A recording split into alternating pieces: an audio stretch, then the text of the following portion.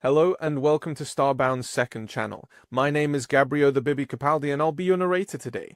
But before we get into today's story, please do check down below that you are subscribed to the channel. It's 100% free and helps us pop up on your feed a bit more often. I'm sorry, Mr. Zorar, but human history is too violent to be real, said Kretir, the Vernarian seated in the front row, casting doubt on the events previously described by his teacher in Galactic History class. Silence fell across the classroom.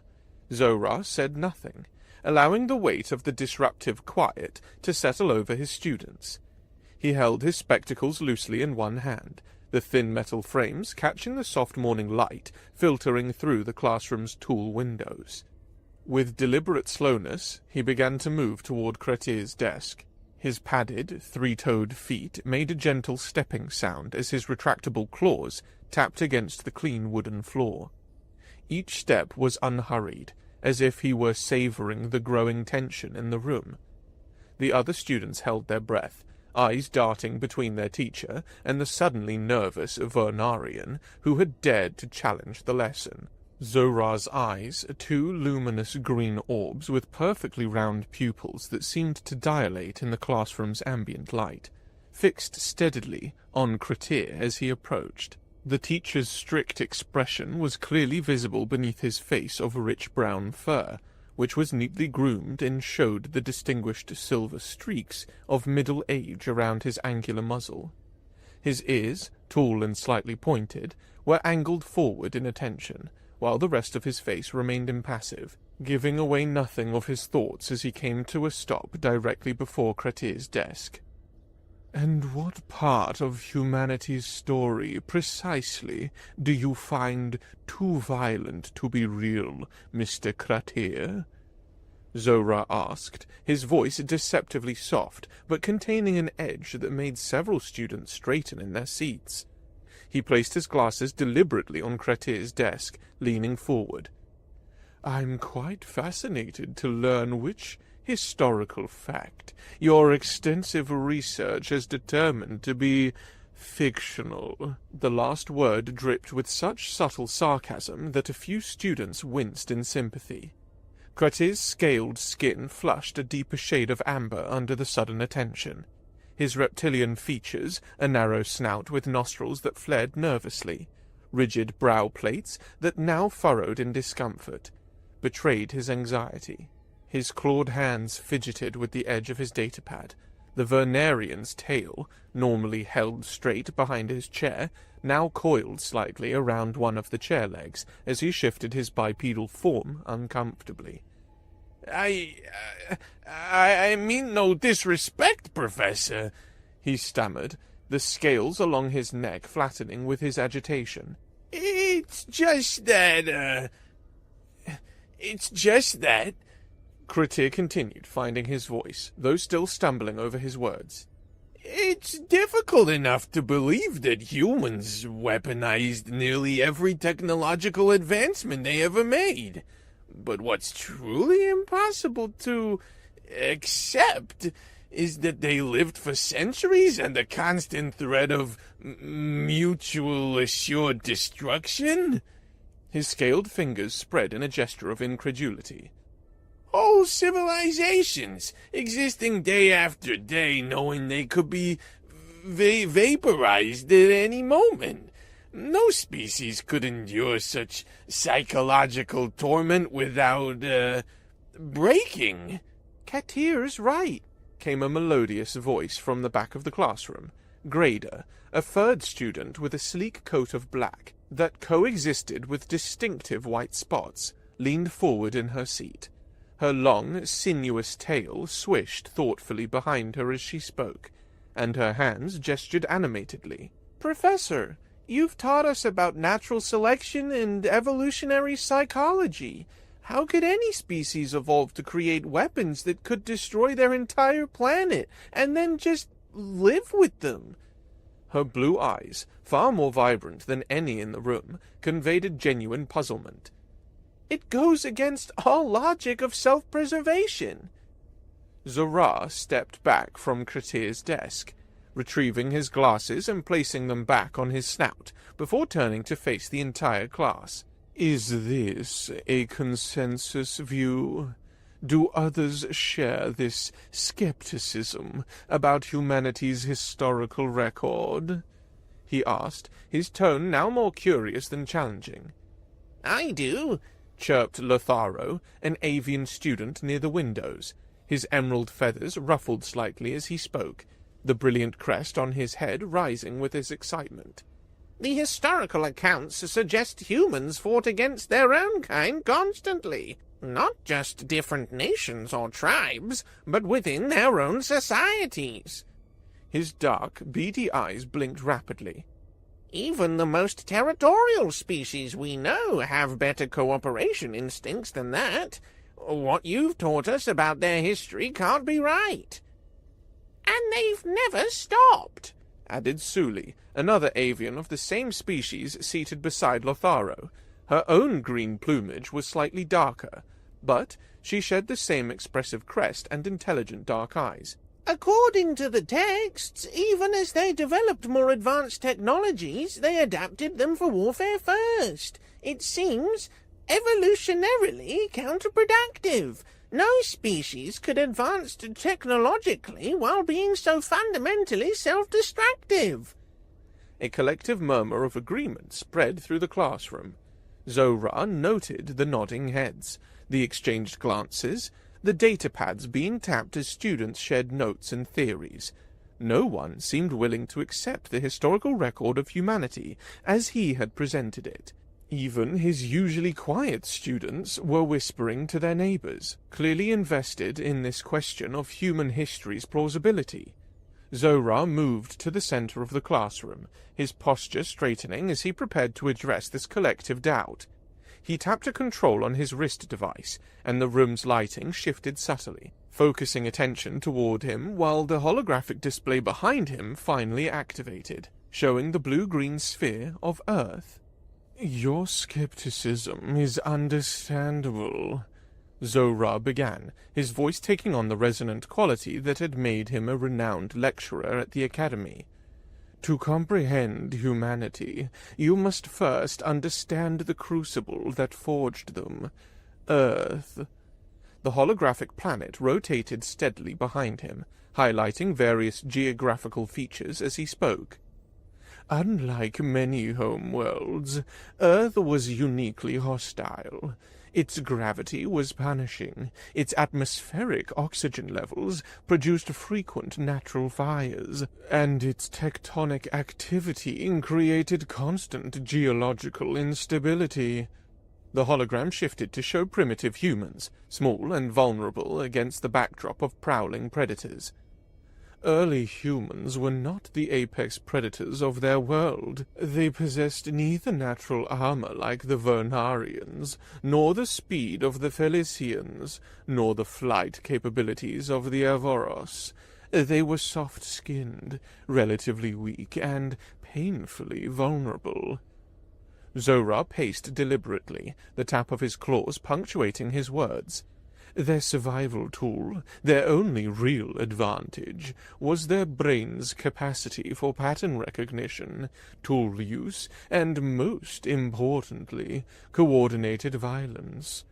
The hologram shifted to show primitive humans hunting in groups, using simple weapons against larger creatures. They did not evolve to be peaceful gatherers. They evolved to be cooperative hunters and warfare specialists. Every technological advance served this evolutionary imperative. Some students were taking notes now, their initial skepticism giving way to interest as Zora continued. Their tribal period was marked by constant small-scale conflicts over resources, water, food, shelter, on Earth. These were often scarce and unevenly distributed. Unlike many of your homeworlds, Earth demanded competition. The hologram showed small bands of humans engaging in primitive warfare. When the first human civilizations emerged in river valleys, the Nile, the Tigris-Euphrates, the Indus, the Yellow River, They immediately began organizing for more efficient warfare. The display shifted to show ancient armies with standardized weapons, marching in formation. The very concept of the state in human development was inseparable from organized violence. Their earliest written records are often inventories of weapons, soldiers, and conquered territories. Kretir raised a scaled hand. But, Professor, couldn't they have evolved beyond these instincts once basic survival was assured? An excellent question, Zora acknowledged. The peculiar tragedy of humanity is that their intelligence outpaced their biological evolution. Their brains remained wired for tribal conflict, even as their technology created global connections. The hologram showed the expanding networks of ancient trade routes. Their empires, Roman, Han, Mongol, Ottoman, British, were all built through strategic application of violence, yet also created unprecedented periods of relative stability within their borders. Grader's tail swished thoughtfully. So their aggression was also their path to cooperation? Undoubtedly. Zora's ears perked up with approval. Their greatest military innovations often came from organizing humans more efficiently, not just creating deadlier weapons. The display showed the phalanx formations of Greeks, the disciplined legions of Romans, the mounted archers of the Mongols. Each of these represented a social technology as much as a military one. For nearly 30 minutes, Zora guided them through humanity's bloody early history.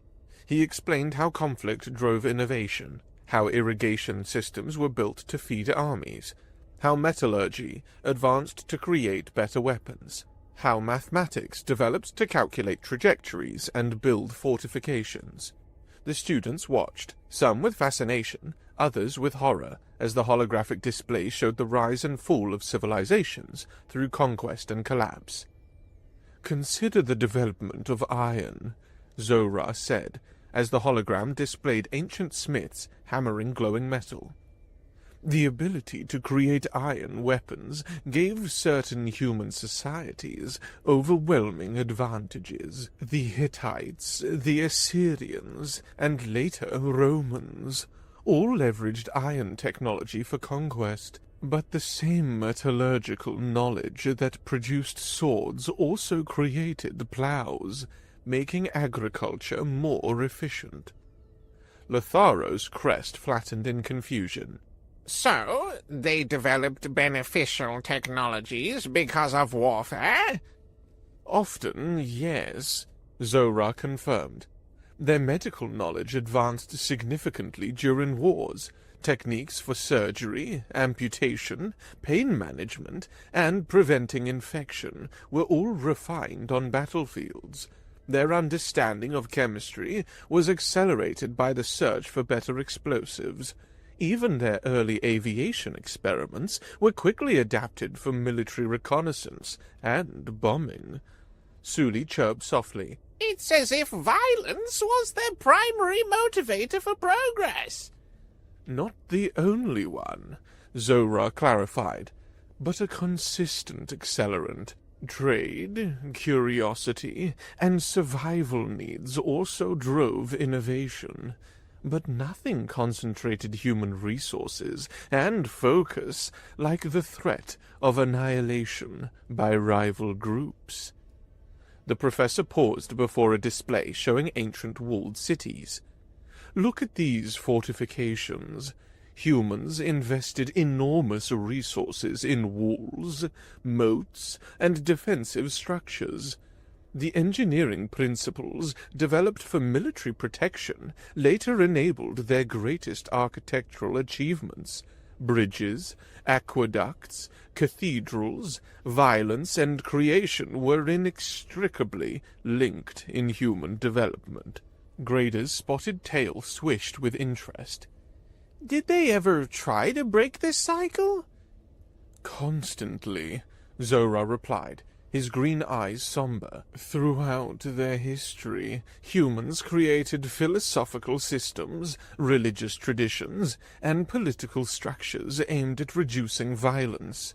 They established laws of warfare, conventions for treating prisoners, and, eventually, international organizations dedicated to peace. Yet these very institutions arose from the ashes of their most destructive conflicts. That was when everything changed, Zora said, his voice dropping dramatically as the holographic display shifted to show a simple black powder explosion. When humans discovered how to harness chemical energy for warfare, the display showed the evolution of gunpowder weapons, from simple fire lances to cannons to muskets. For the first time, a relatively untrained human could kill a highly trained warrior with the pull of a trigger. The democratization of lethal force restructured human societies fundamentally. Suli's feathered crest rose in alarm. They put such weapons in the hands of ordinary citizens? Different human societies handled this differently, Zora explained, showing contrasting images of Japanese samurai, European knights, and American colonists. Some restricted firearms to elite warriors, others made them widely available. These choices shaped their political structures for centuries afterward. Zora moved closer to the display as it showed naval warfare evolving, from simple boarding actions to fleets that could bombard coastal cities from beyond the horizon. By their 17th century, humans had developed the concept of the ship of the line. Massive wooden vessels with up to 120 cannons arranged on multiple decks. These ships could unleash broadsides capable of devastating other ships or shoreline fortifications. They fought on water? Kratir asked, his scaled brow furrowing. They did, and still do, Zora confirmed. Control of shipping routes and maritime resources was crucial to many human empires. Their naval technologies, from navigation instruments to hull designs to propulsion systems, advanced rapidly due to military competition. The display shifted to show colonization, European ships arriving on distant shores, the establishment of colonies, and the violent subjugation of indigenous populations. This period saw unprecedented expansion of certain human powers across their planet. Spanish, Portuguese, Dutch, French, and British empires established global networks of controlled territories, often through brutal conquest and exploitation. Grada's ears flattened against her spotted head. They conquered their own kind? Continually, Zora said. Human history is largely a record of conquest, resistance, assimilation, and further conquest. The technologies and organizational systems that enabled effective violence usually determined which societies dominated. The holographic display now showed the evolution of firearms, becoming smaller, more reliable, more deadly. Alongside these images were scenes of expanding human empires, ships crossing oceans, and the beginnings of industrial machinery.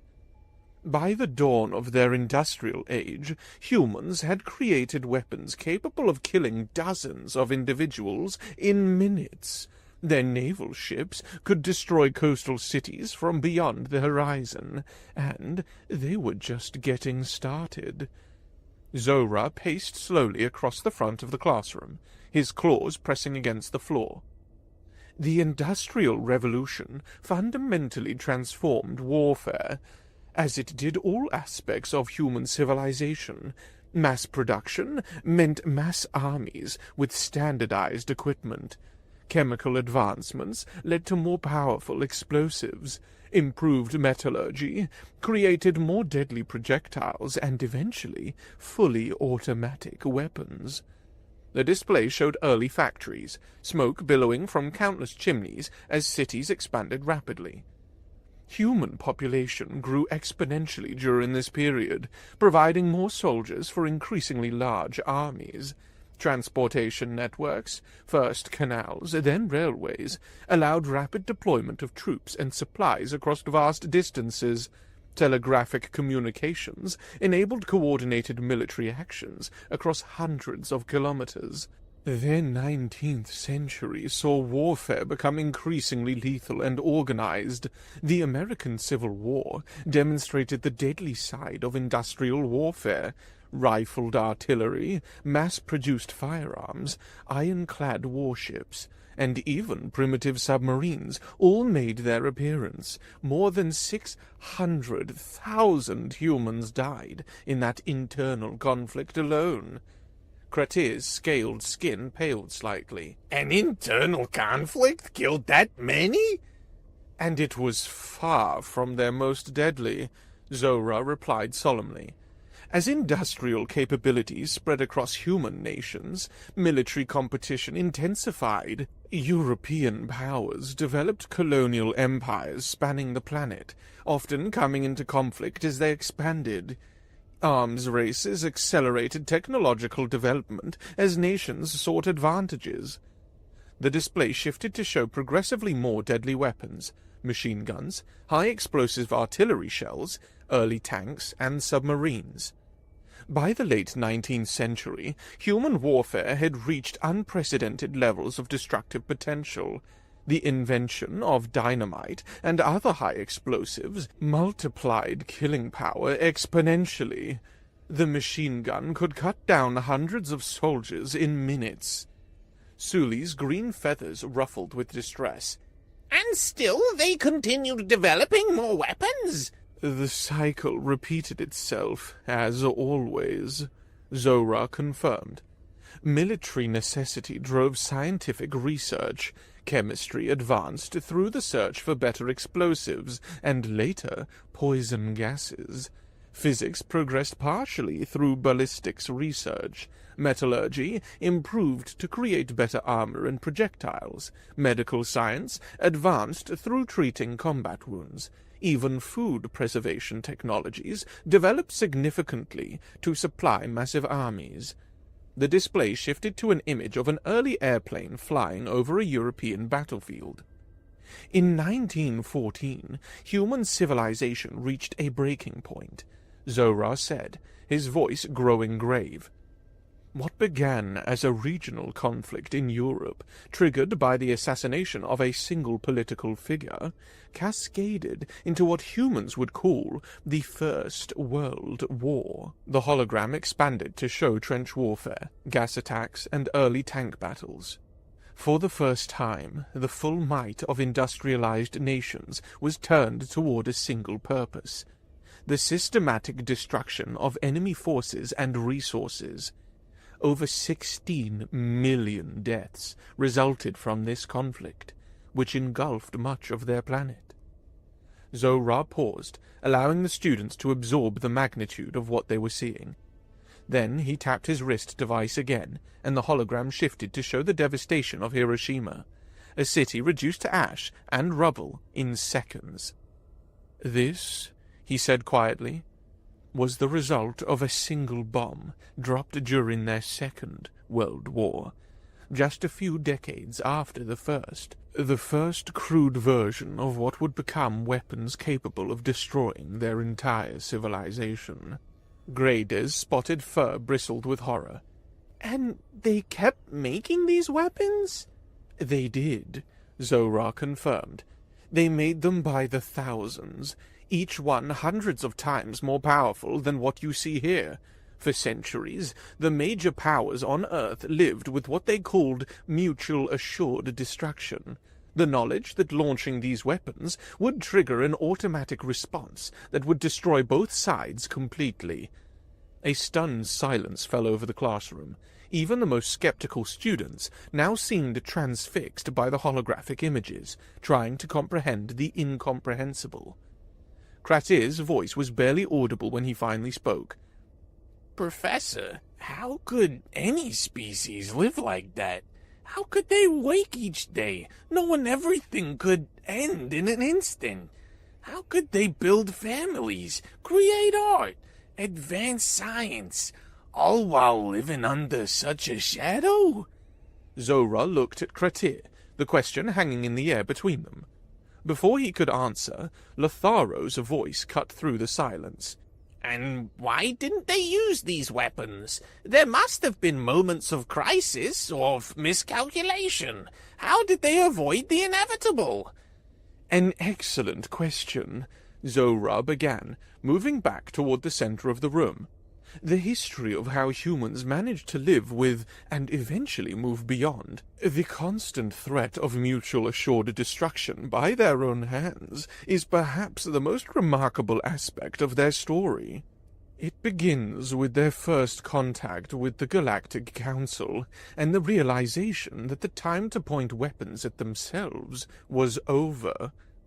The holographic display shifted to show Earth against the backdrop of stars. A new image appeared, a peculiar geometric pattern of light hovering above a human radio telescope array. It happened decades after what humans called their Cold War, Zora continued.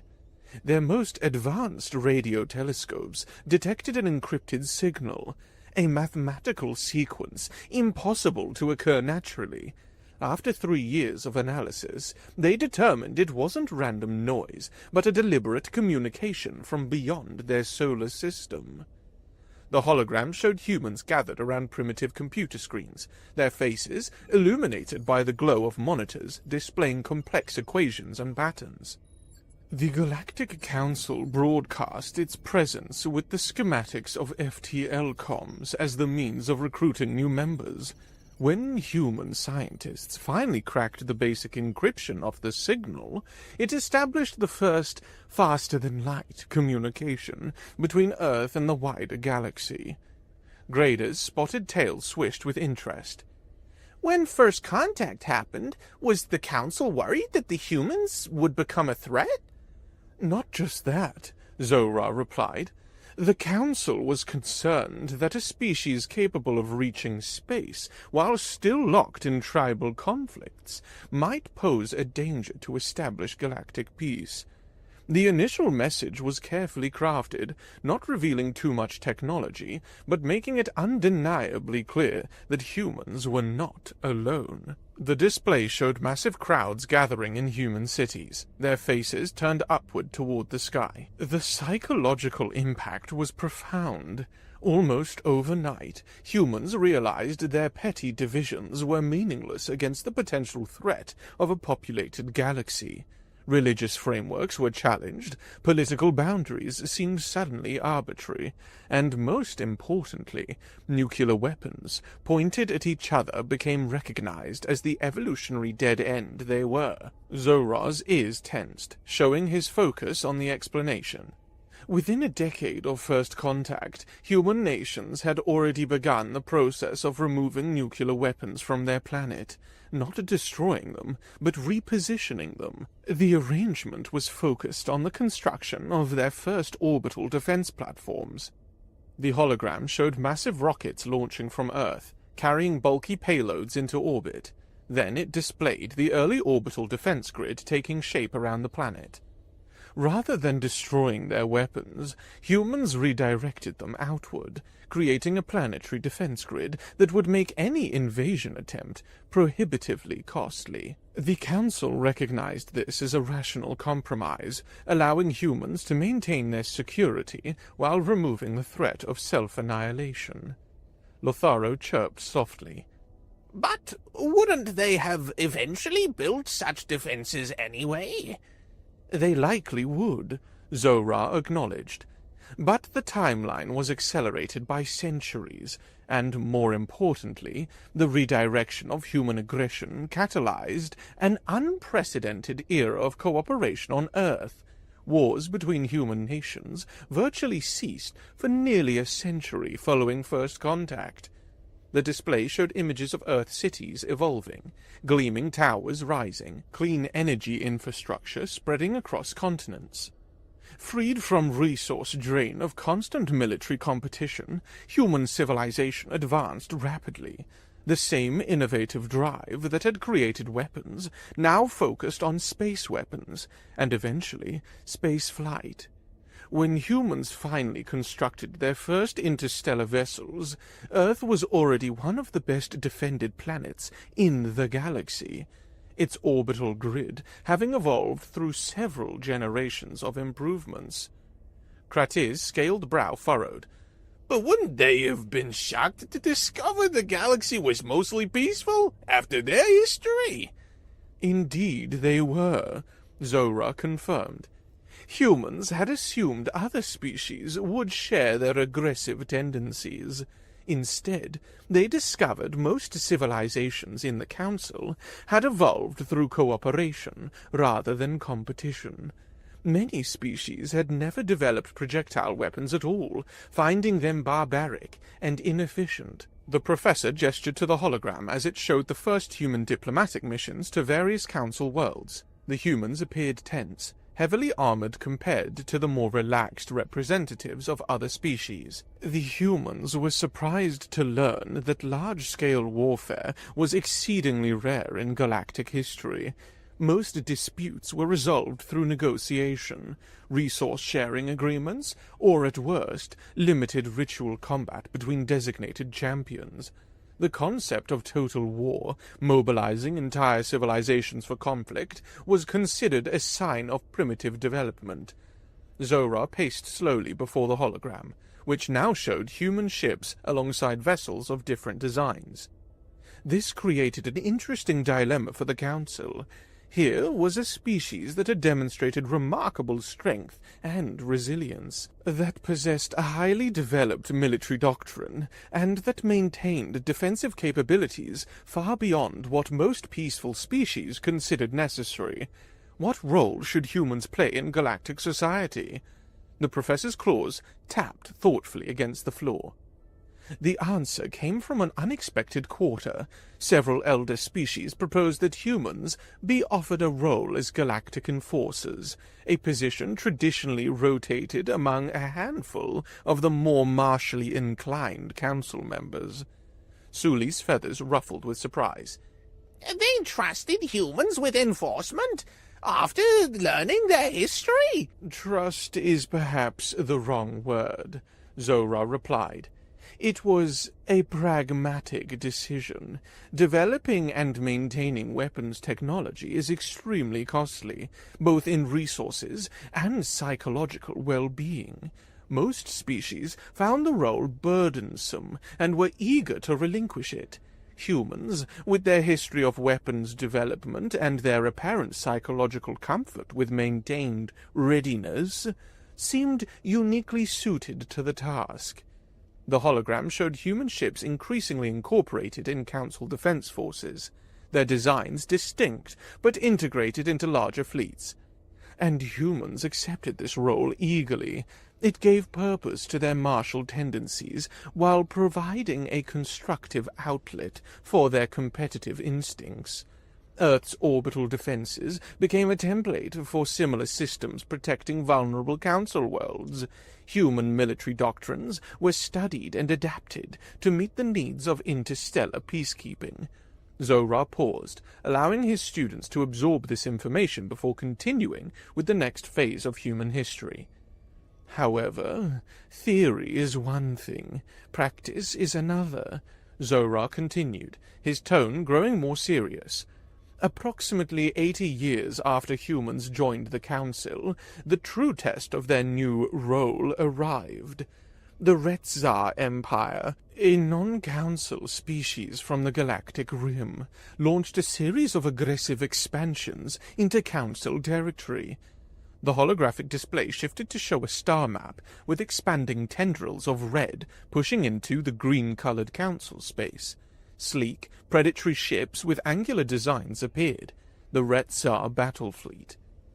The Retzar had observed Council activities for decades and concluded, not incorrectly, that most member species had grown complacent in their pacifism.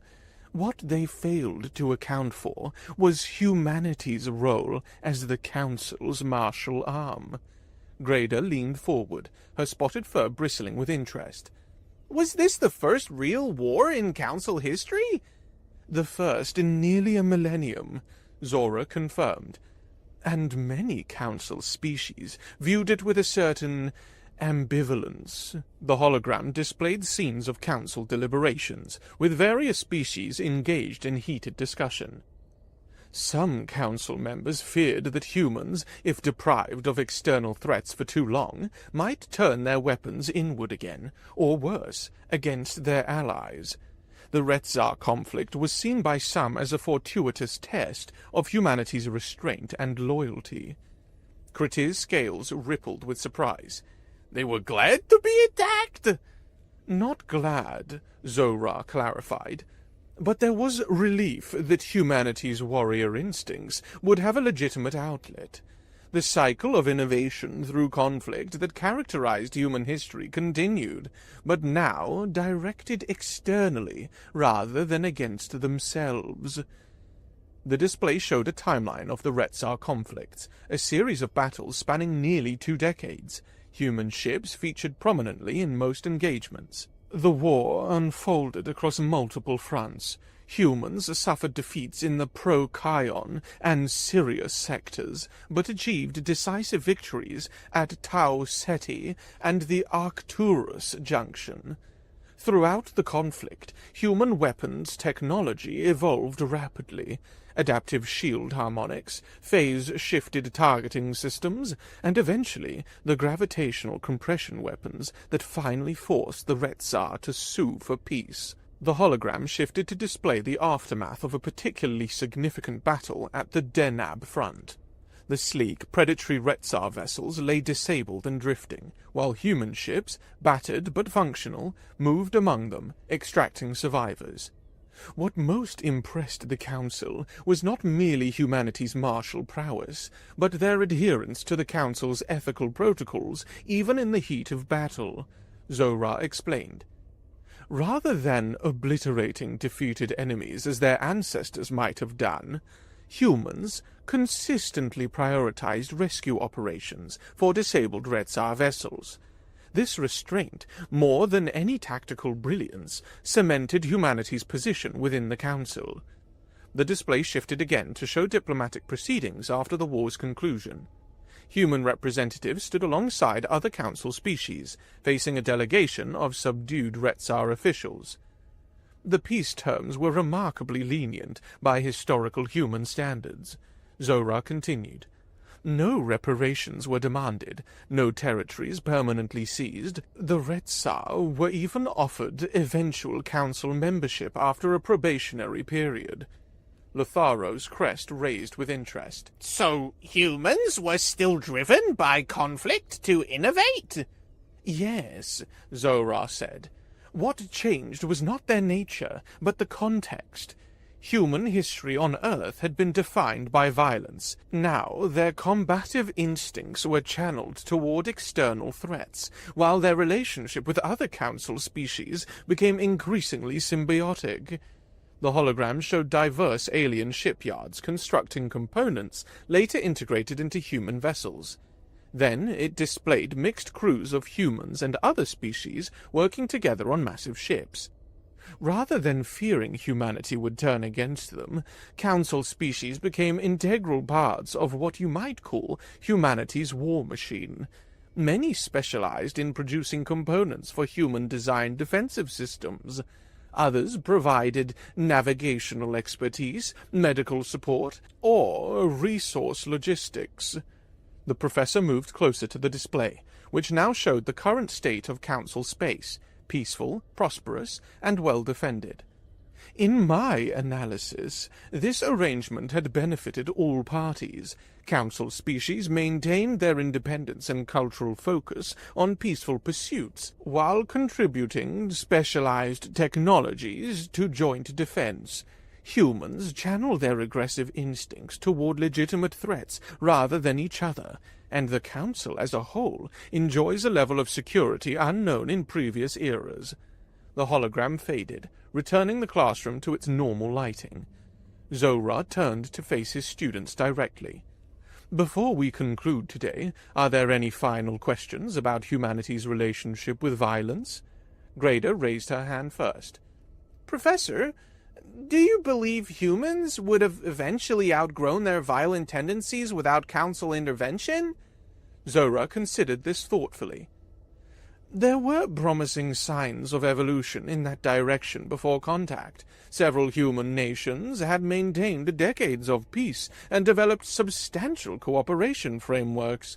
However, the transition might have taken centuries longer and cost many more lives. Contact accelerated a process already underway rather than creating something entirely new. Kretir was next.